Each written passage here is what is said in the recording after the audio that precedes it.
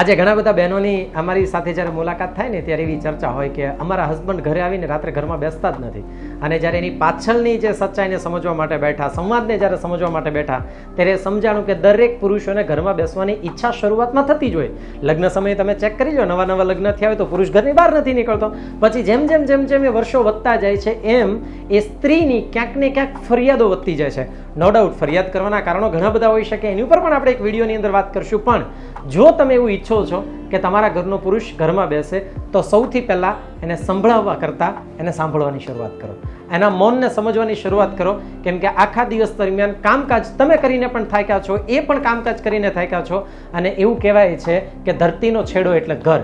જ્યારે વ્યક્તિ ઘરમાંથી બહાર જાય છે ને ત્યારે એ પોતાની અંદર પણ રહેવા માટે સક્ષમ નથી હોતો. તો જો હું ઈચ્છું છું કે મારો ઘરનો વ્યક્તિ ઘરમાં રહે તો સૌથી પહેલાં મારા ઘરમાં દરેક વ્યક્તિને માન સન્માન મળવું બહુ જરૂરી છે. જો તમે આ શબ્દની સચ્ચાઈને સમજશો તો વાત તમને સમજાશે.